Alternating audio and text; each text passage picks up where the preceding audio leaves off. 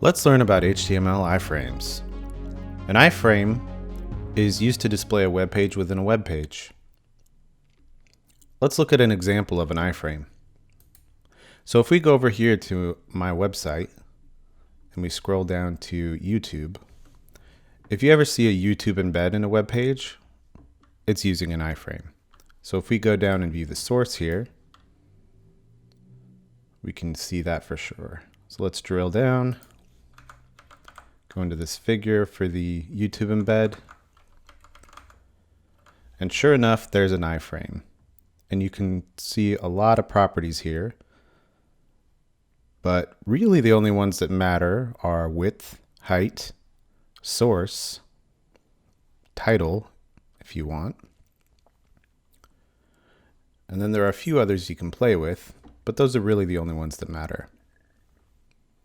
So let's build our own iframe. Let's open up our editor. Move this over. Okay. Let's make a new document called iframe.html.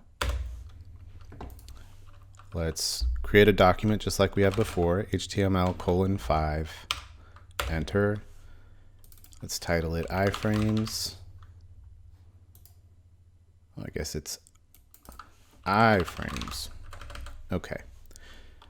So just to make it easy, let's put this page and this page in an iframe. So our first iframe is going to be this one here. Whoops. And to make an iframe, you use the iframe tag.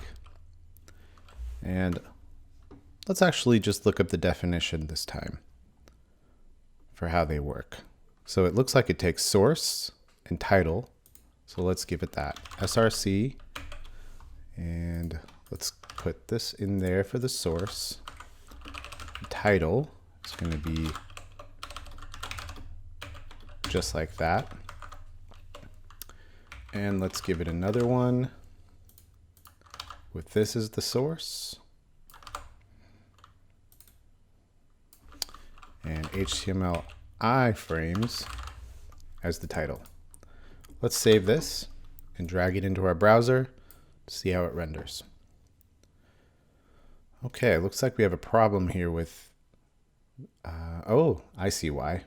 It looks like we're trying to load a secure website from a non-secure website. So let's try maybe changing it to HTTP and see what we get. So I'm going to save that and refresh. Okay, it still doesn't like that. So let's try a search engine like Bing. Let's paste that in. And let's put this back on HTTPS and press save. And let's go back to the other page, refresh, and there it's showing up. So that's a good thing to note, is that not all pages like to be inside of an iframe. Let's change the title here. So one thing you'll notice is that the width and height are kind of standard for this browser, but different across different browsers. And to control those, it'll behave the way you would expect if you use width. Let's try that, 100%, and width 100%. Suddenly they take up the full width. We can also set a height on each of them. Height, let's give it a height of 500. Height of 500. Refresh. Okay, and now you start to see how these can be a little more useful, because they really, if you use them correctly, they can become a useful part of your website, just like an embed with YouTube or something of that nature. If you want to learn more about iframes, you can jump over here onto this link that I'll put in the description, and it will tell you a bit more about what you can do with iframes, such as styling them, giving them a name, setting the target so we know what to do with links that are clicked inside of iframes, and that sort of thing. But for this demonstration, that about does it.